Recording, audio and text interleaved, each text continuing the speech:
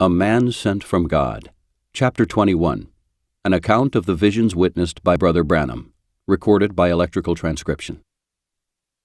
The purpose of writing these visions is for the glory of God and His Son, Jesus Christ. They were shown to me by His holy angel, and it is not for any self-praise that they are written. I have been asked by many to write them, and I have taken it upon my heart to relate a few of them. They are very sacred to me. Some of these visions required time for their fulfillment, but always they came to pass just as they were shown to me. It makes my heart very humble to think that the Almighty would show His servant these things. I tell these things that people may believe on Jesus Christ and be saved by believing. Vision 1. Vision of the Ohio River Bridge. The first vision that I remember seeing was when I was about 7 years of age. This vision perhaps did not have the great spiritual meaning that the subsequent ones had, as I was so very young I could not have understood it.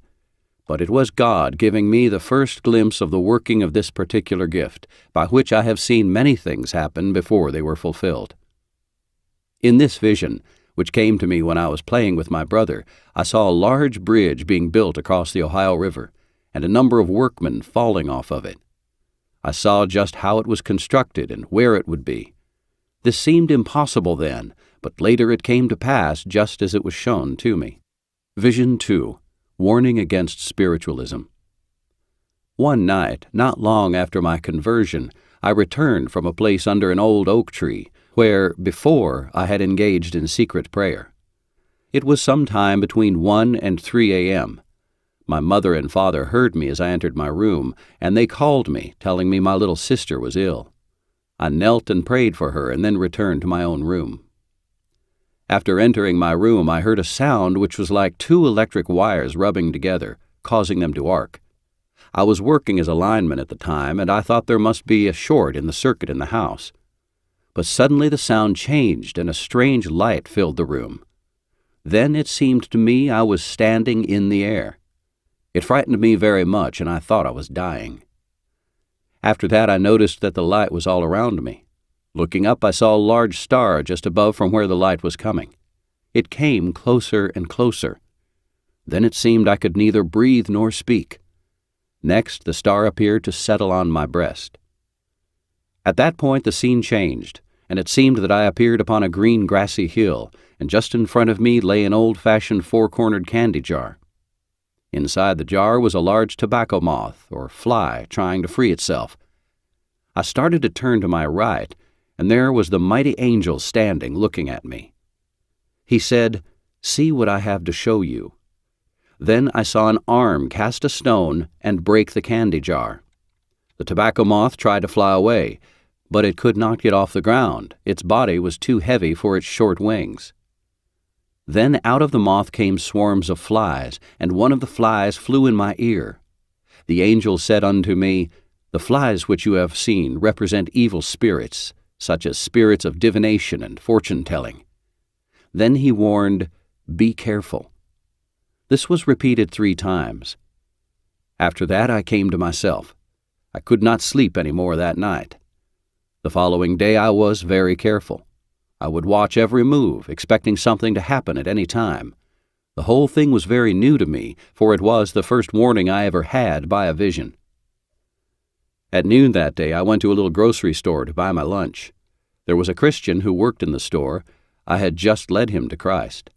He afterwards was a great helper to me in the gospel work. While there, I was relating my vision to him, when a lady stepped in the front door of the store. I had a peculiar feeling, and I knew a strange spirit had come in. I mentioned it to Brother George d'Arc, my friend. The lady stepped up to his brother Ed and said, "I am looking for a man by the name of Branham. I have been told he is a man of God." Then Ed called me. When I came where she was, she asked me, "Are you William Branham, the prophet of God?" I answered her, "I am William Branham." She questioned, "Are you the one that performed that miracle on Mr. William Merrill at the hospital and healed Mary Ohanian? She lives on East Oak Street, New Albany, Indiana, after she had been crippled for 17 years? I replied, "I'm William Branham. Jesus Christ healed them." She then said, "I have lost some real estate, and I want you to locate it for me." I never did understand exactly what she meant by her statement concerning her real estate, but I knew that Satan had sent her on this errand. I then said to her, "Madam, you have come to the wrong person. You must have been looking for a reader or a medium." Then she turned to me and asked, "Aren't you a medium?" I replied, "I am not. Mediums are of the devil. I am a Christian and have the Spirit of God." Upon hearing this, she gave me an icy look. Before I could say anything further, I heard the Spirit of God say to me that she was a medium herself, and that this was the fly that came to my ear in the vision. Then I told her, "The Lord Jesus sent his angel to me last night in a vision to warn me of your coming, and for me to be careful. I thank my Lord for his guiding hand. Now this work that you are in is of the devil, and you are come to grieve the Spirit of God." She felt of her heart, and said that she needed some medicine. I replied, "Madam, quit doing these things and your heart will be all right." She walked from the store only a short distance when she suffered a heart attack and died right on the sidewalk. A few days later, I was speaking to some mechanics in a garage about the love of Christ in the same city of New Albany, and I also told the men about the vision. I was just about to ask them to pray and give their hearts to God when the man from the garage next door said, "Billy, you are welcome in my garage any time, but leave that fanatical religion outside." I replied, "Sir, where Jesus is not welcome, I will not come. But I speak that which is true, which God has revealed unto me." After I had made this statement, he gave a snarling laugh, then shook his hand at me and walked out of the building. But before he could get to his garage, his own son-in-law, backing out of the door with his truck full of scrap iron, struck him, crushing both his feet and ankles. 2 days later, while speaking at a street meeting, a lady with a crippled arm said to me, "I know God's anointing is upon you. When you pray, please remember my crippled arm. It has been in that condition for several years." I spoke to her, "If you truly believe, stretch out your arm, for Jesus Christ has healed you." Immediately her arm was made straight. The poor woman cried for joy as she knelt and thanked God. A woman standing by said, "If that religion Billy Branham has is the true religion, I do not want any of it." But as she turned to walk away, a peculiar thing happened. She stumbled over a board, and falling to the ground, she broke her arm in 15 places. The arm that was broken was on the same side as the woman's was that was healed. Vision 3. Vision of the Unity of the Church. About 2 months after the baptizing on the Ohio River, when the star appeared before the hundreds of people who stood on the banks, God gave me a vision. I was getting ready to lay the cornerstone of my tabernacle. Major Ulrey of the Volunteers of America, a friend of mine, was coming over to furnish music for laying of the cornerstone. On the day of the laying of the cornerstone, I was awakened about 6 o'clock in the morning. The Indiana sun was well up, and all nature was making music. I looked out the window. The birds were singing, the bees were humming, the fine perfumes of the fragrant honeysuckle were in the air. I lay there thinking, "Oh, great Jehovah, how wonderful you are! Just a little while ago it was dark. Now the sun has arisen, and all nature is rejoicing." Again I thought, soon this world, which is cold and dark, will rejoice with nature, because the Son of Righteousness will arise with healing in his wings. As I was worshiping God, suddenly I felt the angel of the Lord in the room. I turned over in bed and was in a vision immediately. I think that this vision, though I didn't understand it at the time, has a lot to do with my ministry this day, in my trying to bring into fellowship the churches with each other, that they should not let sectarian ideas separate them, and that each Christian should go to the church of his choice, but at the same time have fellowship and godly love for one another.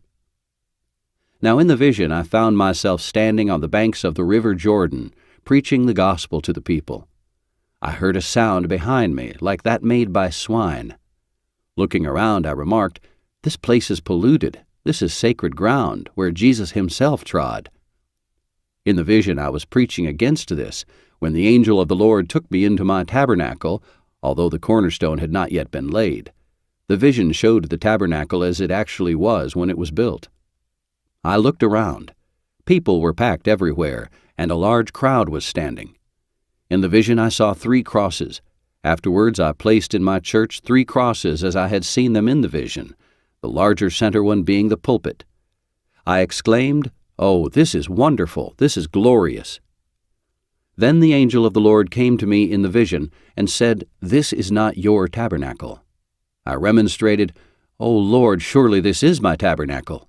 But he answered, "No, come and see." He took me out, and as I was looking at the bright blue sky, he said, "This is to be your tabernacle." Looking down again, I saw that I was in the midst of a grove of trees, and in the center where I was standing was an aisle. The trees were planted in big green pots. On one side were apples, and on the other side were great plums. On the right and left were 2 pots with nothing in them. Next I heard a voice out of heaven which spoke, "The harvest is ripe, but the laborers are few." I asked, "Lord, what can I do?" Then as I looked again, I noticed that the trees looked like pews in the vision of my tabernacle. Down at the end of the row was a big tree standing, and it was full of all manner of fruit. On either side of it were 2 little trees with no fruit, and standing side by side, they seemed as 3 crosses. I questioned, "What does this mean, and what about those pots with nothing in them?" He replied, "You are to plant in those." Then I stood in the breach, taking branches from both trees, and planted them in the pots. Suddenly out of the pots came 2 large trees that grew till they reached the heavens. After that, a mighty rushing wind came and shook the trees. A voice spoke, "Hold out your hands now. You have done well. Reap the harvest." I held out my hands, and the mighty wind shook into my right hand a great apple, and into my left hand a great plum. He said, "Eat the fruits, they are pleasant." I began eating the fruit, first a bite off of one, then a bite off of the other, and the fruit was deliciously sweet. I think this vision had to do with the bringing of the peoples of the churches together. In the vision, I was transplanted from one to the other to bring the same fruits out of both trees. Next I heard a voice say again, "The harvest is ripe, and the laborers are few." I looked at the middle tree, and great clusters of apples and plums were hanging all over the tree, which was in the shape of a cross right down to its trunk. I fell down under the tree and cried, "Lord, what can I do?" The wind began to rain fruit all over me, and I heard a voice saying, "When you come out of the vision, read 2 Timothy 4. This was repeated 3 times. Then I found myself in my room. I grabbed a Bible and began to read, "Preach the word, for the time will come when they will not endure sound doctrine," doctrinal divisions in the church. "But after their own lusts shall they heap to themselves teachers, having itching ears. Do the work of an evangelist. Make full proof of thy ministry." I tore that leaf out of my Bible and placed it with my testimony in the cornerstone that was laid that same day. That sound doctrine, I believe, is godly love for one another. So it came to pass that my work was not to pastor, although shortly after I missed the vision, and great sorrow came because I did not go forth on the call, but later God sent me into his field to do this work. I have lived to see the day when this vision is being fulfilled. I thank God for this humble ministry through which I am trying to do my part to unite God's people, so that they might be one in heart and spirit. Vision 4. Vision and miraculous healing of the crippled children. "And it shall come to pass afterward that I will pour out my Spirit upon all flesh, and your sons and your daughters shall prophesy. Your old men shall dream dreams, your young men shall see visions." These are the words of a prophet. I believe we are living in that day. The vision that I am now relating was very outstanding. It was given me in my mother's home, where I was staying one night shortly after the recent war broke out in Europe. Sometime between midnight and dawn, I awoke with a terrible burden upon my heart. I prayed for quite a while, but couldn't seem to get relief. 2 hours went by. Then suddenly I entered into a vision, and I found myself going up a hill toward a little crude house.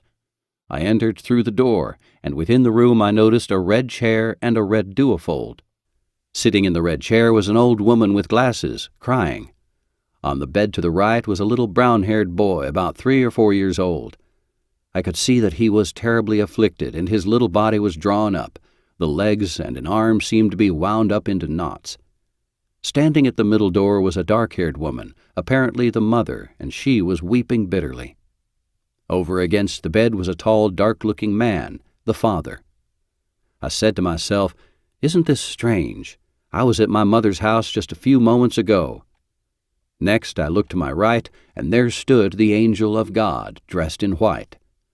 For the moment, I didn't know what to do, but my heart went out to the baby that was lying on the bed. The angel said to me, "Can that baby live?" I answered, "I do not know." The angel said, "Have the father bring the baby to you, and you put your hands upon its stomach." So the father brought it to me, and I prayed, and suddenly the father dropped the child. It hit on its little leg, and the leg started unwinding. Then it took a step, and then another step, and then walked over into the corner. After that the child came walking to me and said, "Brother Branham, I am well now." The angel asked, "Did you consider that?" I answered, "I did, sir." Then he told me to stand still. He took me and set me down on a country road where there was much gravel.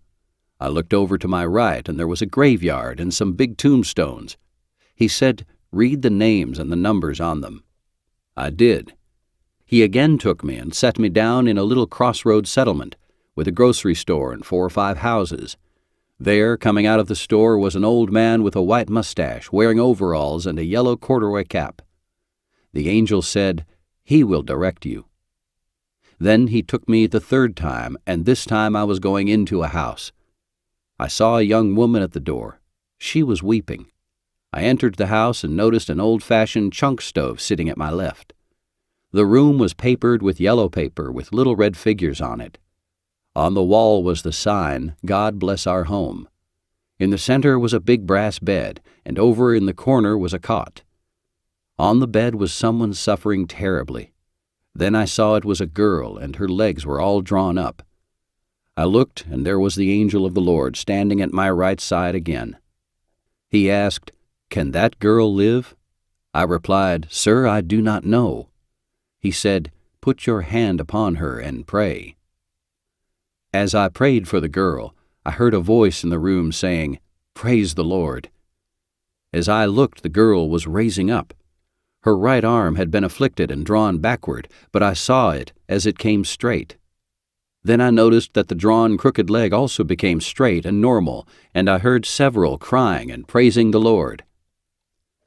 I was just coming out of the vision when I heard someone saying, "Oh, Brother Branham, Brother Branham." I looked at the clock and found that several hours had gone by. It was near the break of day, and someone was calling for me.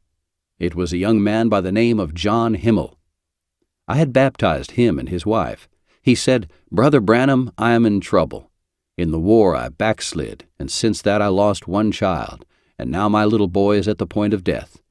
The doctor says he can't live. I am ashamed to ask you, but will you come and pray for my child?" I told him that I would. He told me that he would get his cousin, Brother Snelling, who had just been converted — he is now associate pastor of my tabernacle — to help us pray. I said, "Very well," not knowing that he was to help fulfill the vision. As we drove to the man's home, I asked, "Mr. Himmel, don't you live in a little 2-room house of a long shape?" He answered, "I do." I said, "Doesn't the front room have a red duofold chair and a bed on which the little boy is lying? And isn't the little boy brown-haired, and doesn't he wear blue corduroy overalls?" He replied, "That's him exactly.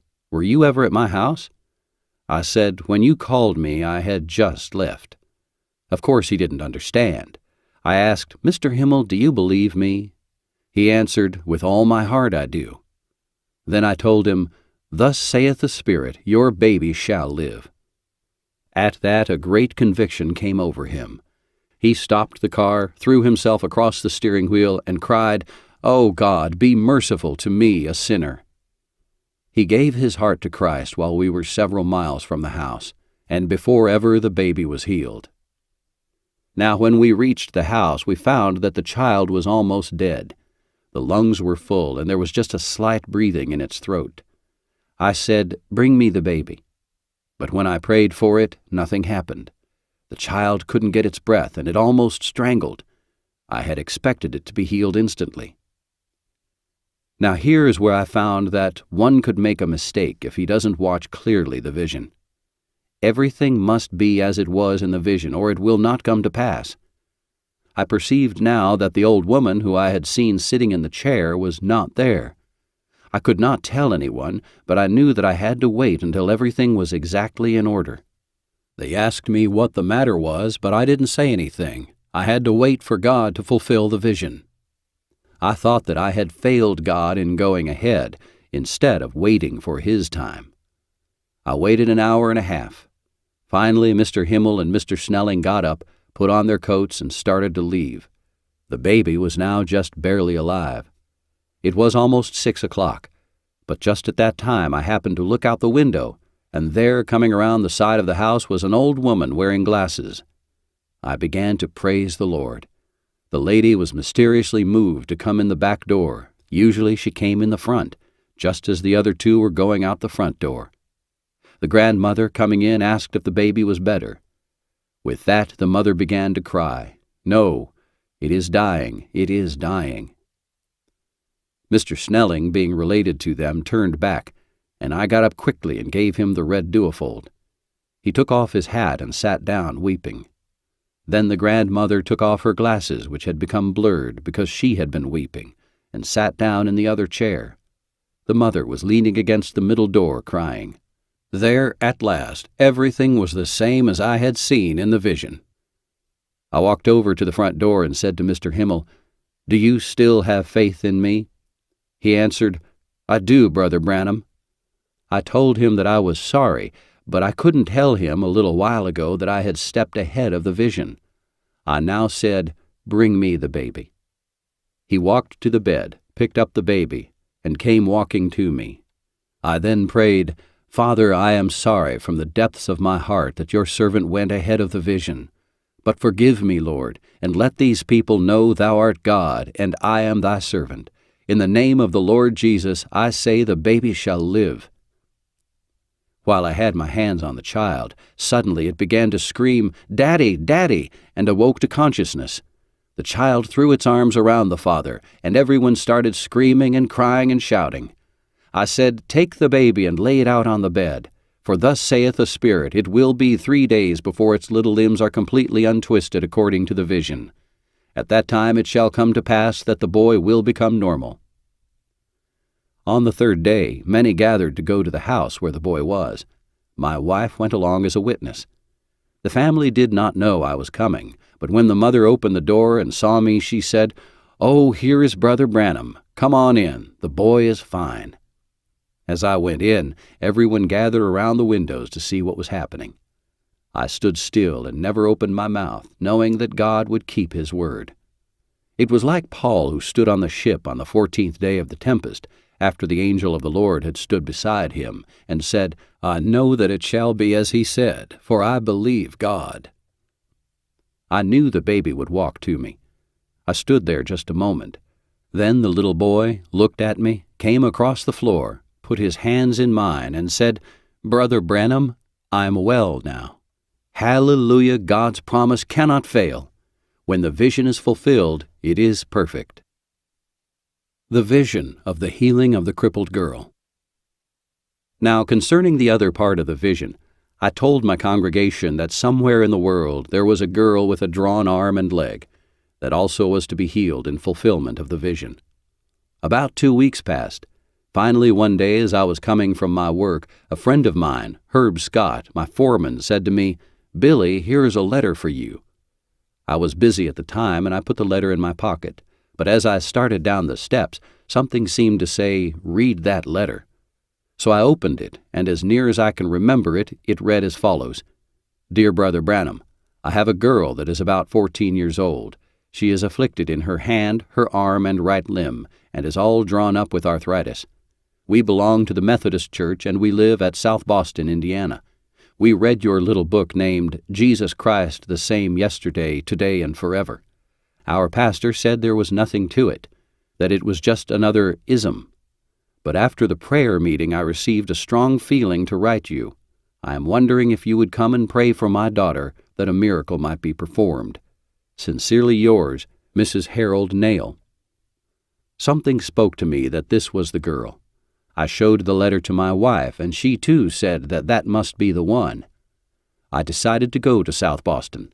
I had never been there and did not know where it was located, but Brother Wiseheart, a deacon in my church, said that he thought he knew and would go with me. A man and his wife by the name of Brace also went in my car.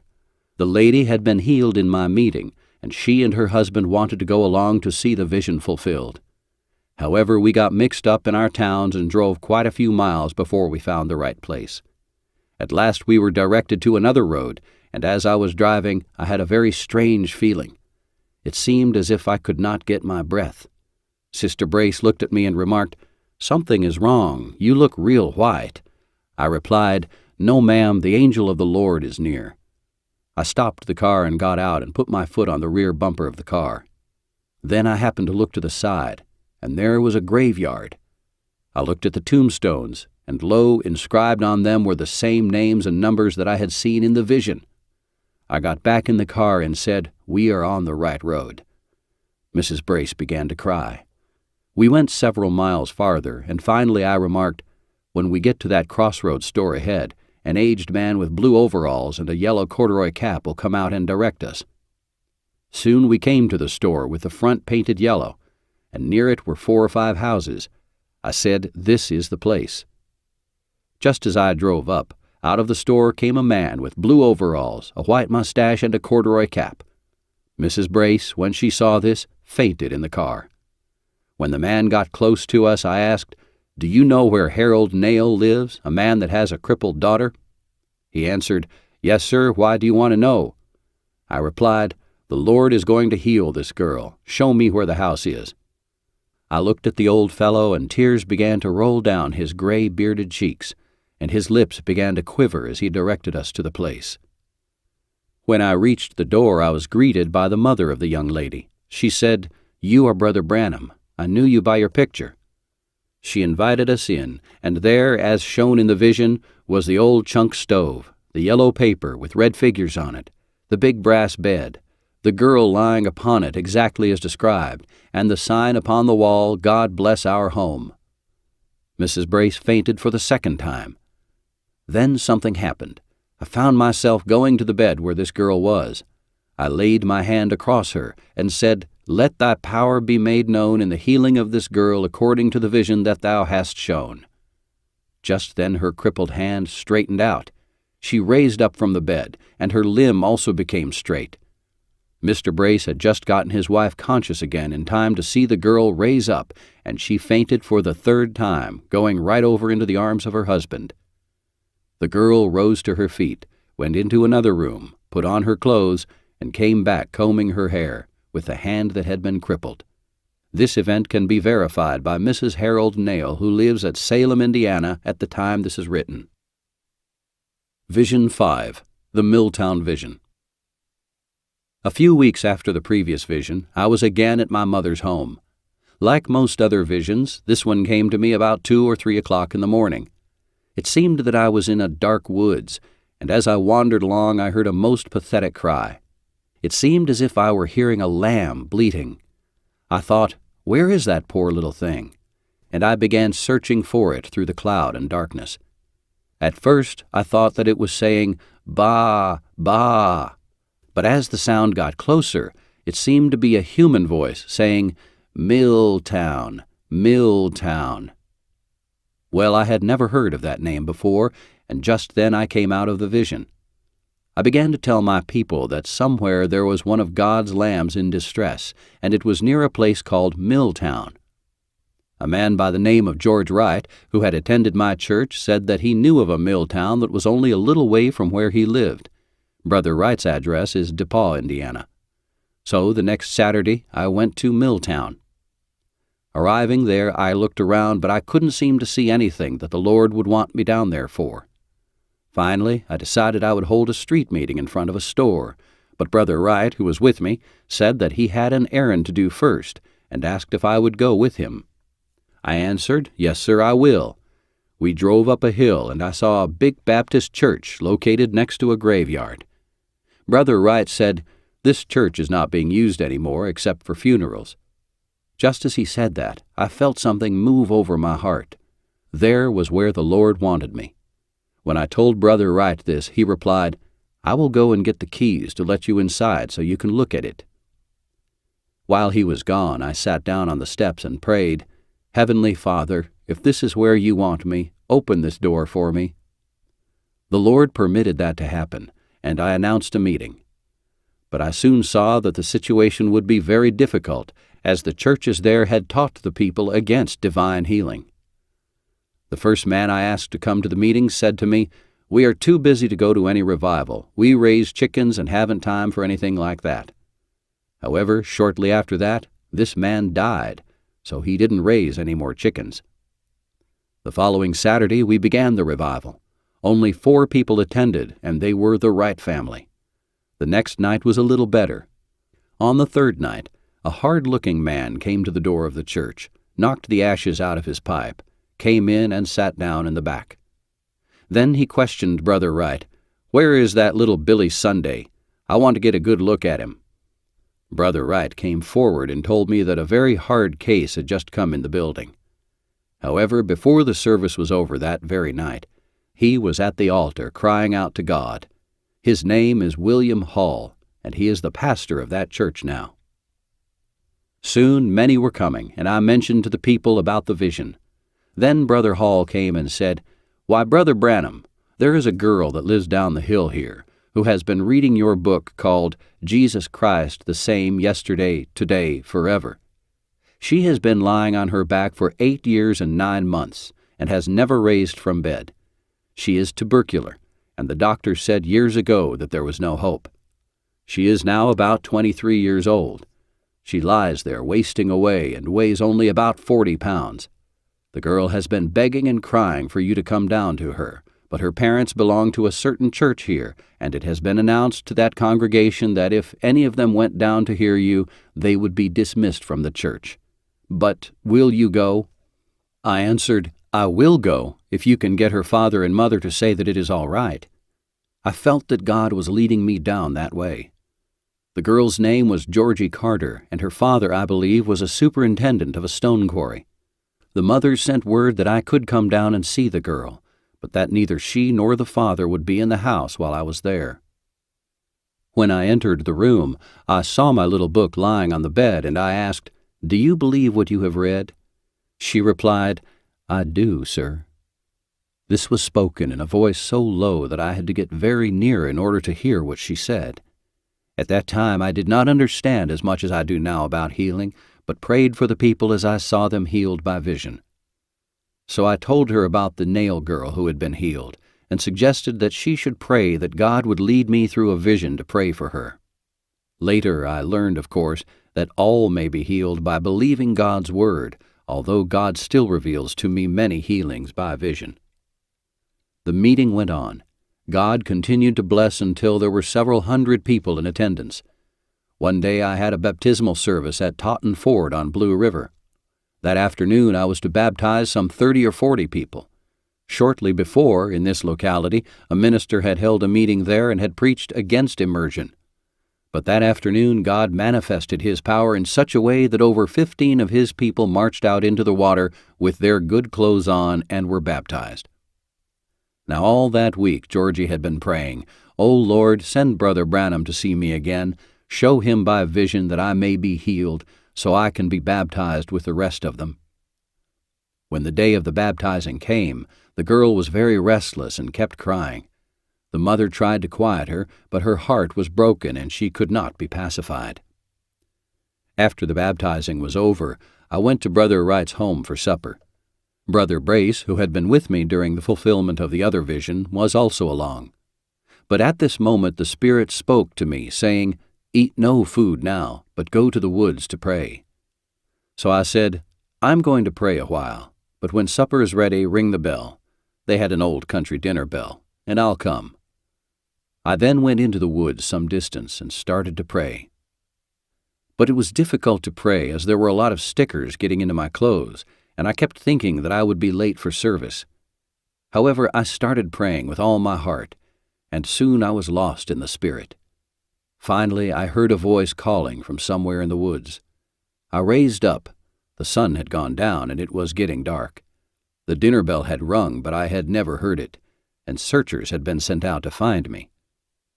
As I raised up, I saw a yellowish light shining down into the woods out of heaven. A voice spoke, saying, "Go by the way of Carter's." That was all. Then I could hear voices in various parts of the woods calling, "Oh, Brother Branham! Oh, Brother Branham!" I started out of the woods and almost ran into Brother Wright's arms. He informed me, "Dinner has been ready for an hour, and we have been calling you. What's the matter?" I answered, "I cannot eat. We are going by the way of Carter's. The Lord has sent me that way for the healing of Georgie." He replied, "Sure enough?" He called, and Brother Brace came. We got into the car and started for Carter's, which was about 7 miles away. We told the others to eat and then come on to church. We couldn't wait for them, as the vision spoke for me to go then. God was working at both ends of the line. You remember it was like that when the angel spoke to Peter. The people were gathered at Mark's house, and they were all praying. Georgie had gotten very restless at this time. The mother was so distressed that she went into the next room and started praying. She said, "Lord, what am I going to do? That fellow Branham has come here and got my girl so stirred up, and she has been in a dying condition for 9 years. Who is this man, anyhow?" After that, she got lost in the spirit of prayer. Suddenly she heard a voice which said, "Look up." As she lifted up her head, she thought she saw a shadow upon the wall. She saw it was a person, and it appeared to be Jesus. She asked, "Lord, what can I do?" In the vision the Lord said to her, "Who is this coming in the door?" Then she saw me and 2 men following. She recognized me by my high forehead and the Bible I was carrying over my breast. She began saying, "I'm not dreaming, I'm not dreaming." She ran into the next room and exclaimed, "Georgie, something has happened." She began to tell the vision to her. When she was almost through telling it, she heard a door slam. She looked, and there I was, just arriving. I didn't knock. I just entered the door and came in. The mother fell back in the chair, almost fainting. I walked straight to the bedside and said, "Sister, be of good courage. Jesus Christ, whom you have served and have loved and have prayed to, has heard your prayer and has sent me according to the vision. Stand on your feet, for he has healed you." I took her by the hand. Remember, she had not raised herself up in bed for many years. They could hardly put a sheet under her, she was so covered with sores. Her head looked almost square. The eyes were deeply sunk, and her arms looked like broomsticks at the widest place. But when I said that Jesus Christ had healed her, she immediately arose and got up on her feet. Her mother started screaming. There she saw her daughter for the first time in 9 years, walking across the floor, not by her own power, but by the power of the Holy Spirit and without any human support. As I turned to go from the building, her sister came running in, and she too began to scream. Later, when her father came home and saw his daughter sitting at the piano playing, he almost fainted. He went downtown and began to tell all the people what had happened. The girl went out into the yard, sat down on the grass, and began blessing the grass and the leaves. She looked up into heaven, saying, "Oh God, how good you are to me." She was so happy. At church that night, the building was packed. When Sunday came, we had another baptizing. Both Georgie and the nail girl were baptized at Totten Ford the following Sunday. Georgie is now a piano player at the Milltown Baptist Church and is in perfect health. Remember, reader friend, Jesus Christ is the same, yesterday, today, and forever. To whom it may concern. I had been in bed on my back for 8 years and 9 months with TB, and the doctors had given me up. I hardly weighed 50 pounds, and it seemed that all hope was gone. Then from Jeffersonville, Indiana, about 35 miles from our home, came Reverend William Branham in a vision which he had seen of a lamb being caught in the wilderness and was crying, "Milltown, that is where I live." Brother Branham had never been here or known of anyone from here. Coming in, he laid hands on me and prayed, calling over me the name of our dear Lord Jesus. Something seemed to take hold of me, and at once I was up and thanking God for his power to heal. I went outdoors for my first time in 8 years, then was baptized in the river. I am now the piano player at the Baptist church here. Much more goes with this great healing. I have not room in this testimony to write it all. I will gladly write and tell in full to anyone interested in my healing. Georgia Carter, Milltown, Indiana. Vision 6. The visions relating to his healing. Another vision which has meant much to me and which concerns the marvelous healing that I was to receive came to me shortly after the vision I had of Christ. It seemed to me that I was very happy, as if I had just been converted. I was tripping along, rejoicing and sort of shadowboxing, as I was going out to the road. It was dark, and as I was going along, suddenly it seemed that a big black dog ran out to me. I thought it was going to bite me, and I kicked at it and shouted, "Get away, dog!" When I did this, it raised up, and I saw it was a big, tall, dark-looking man dressed in black. He said, "You called me a dog, did you?" I answered, "I am very sorry. I thought it was a dog because you were down on your hands and knees." He snarled, "You called me a dog. I'm going to kill you." And from under his belt he drew a long saber blade. I pleaded, "Please understand me, sir. I didn't know you were a man. I thought you were a dog." As he got closer to me, he seemed to look like a demon. He backed me right up against a culvert and growled, "I'll teach you. I'll kill you." I replied, "Sir, I am not afraid to die, for I have received Jesus in my heart.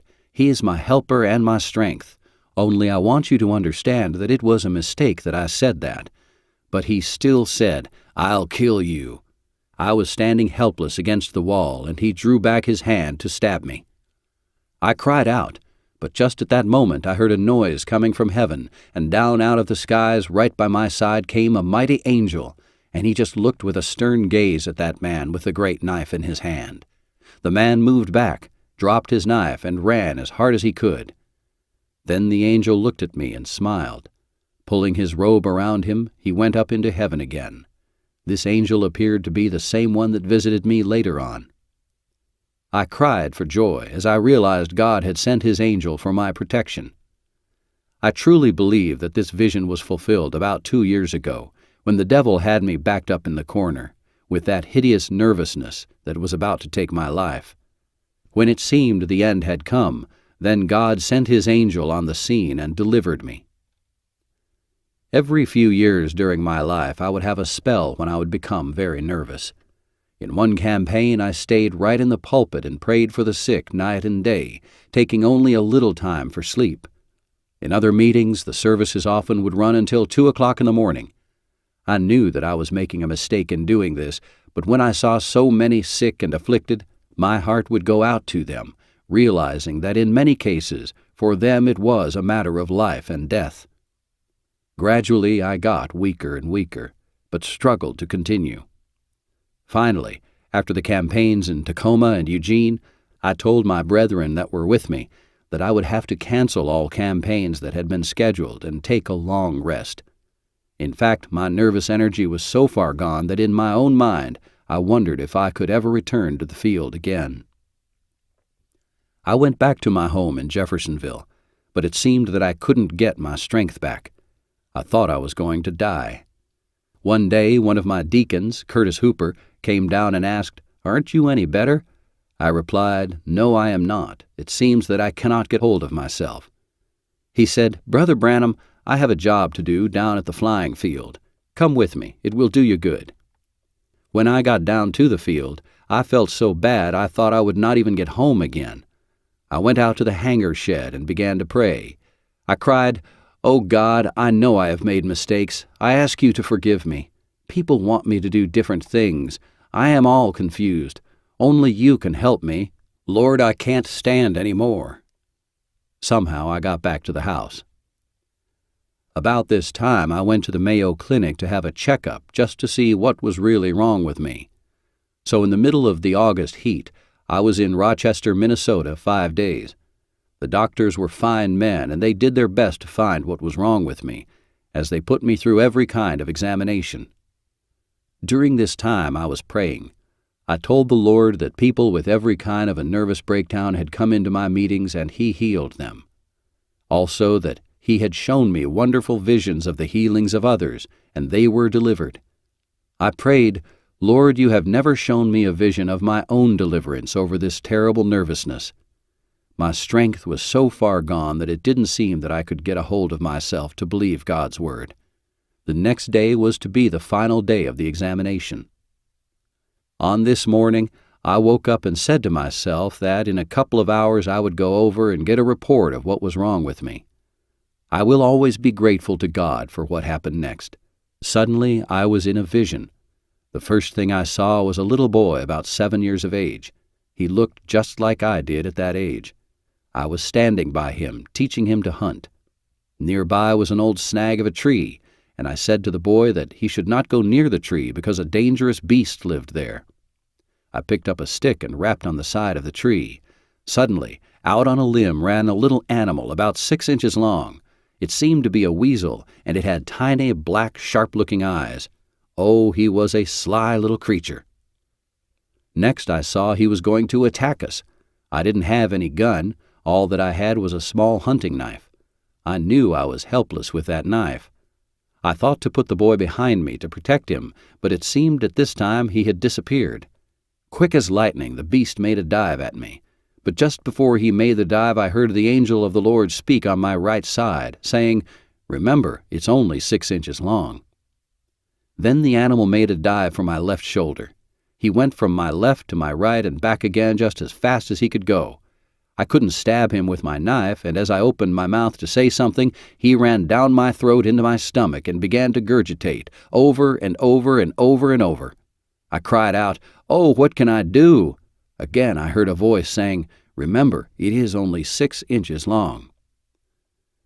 When the vision had left, I looked over and saw my little girl, Becky, and my wife lying in the bed asleep. I knew that the vision referred to my stomach trouble and nervousness.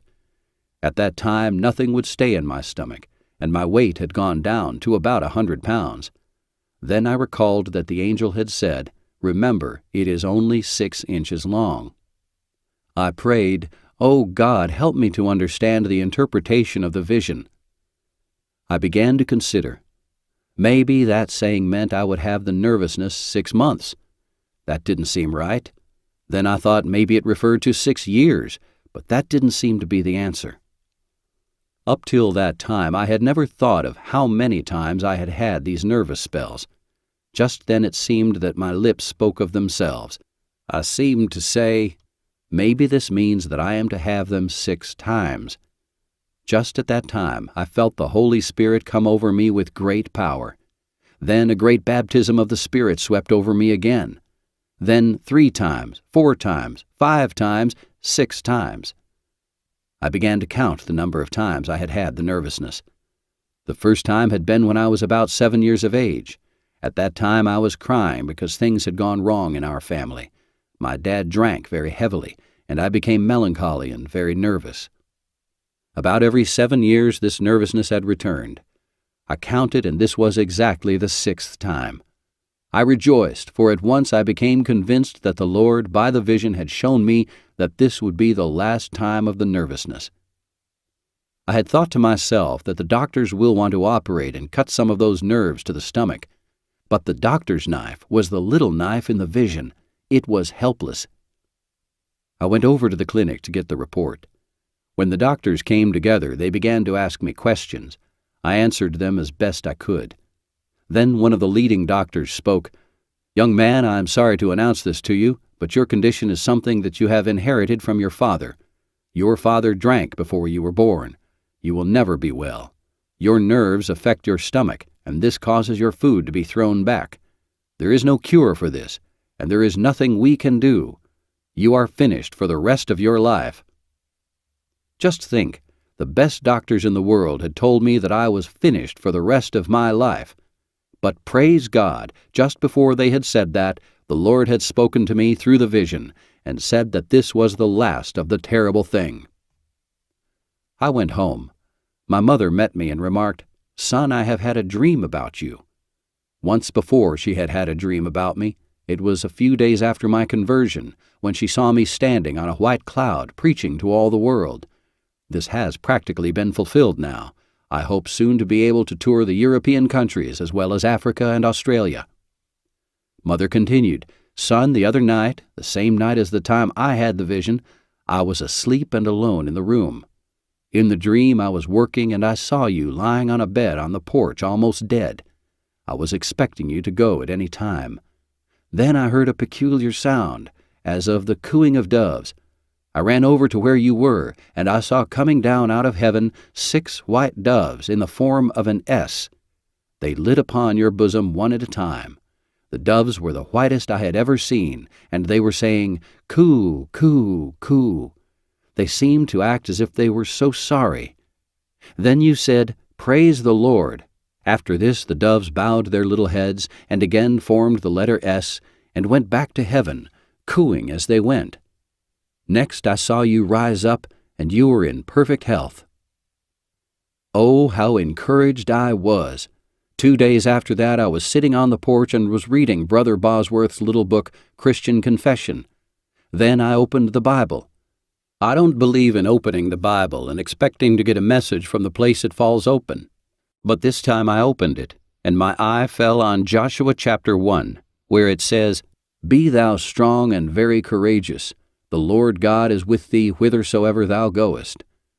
God had spoken to me by revelation, by vision, and by His word. Then suddenly a voice seemed to say, "I am the Lord that healeth thee." I accepted it. I went into the house and took my wife in my arms and said, "Honey, God has healed me." Praise God. I love Him with all my heart. Today I am in better health than I ever was all the days of my life. I am so thankful. I will be grateful to Him as long as I live. In my darkest hour, Jesus came along. God had answered my prayer.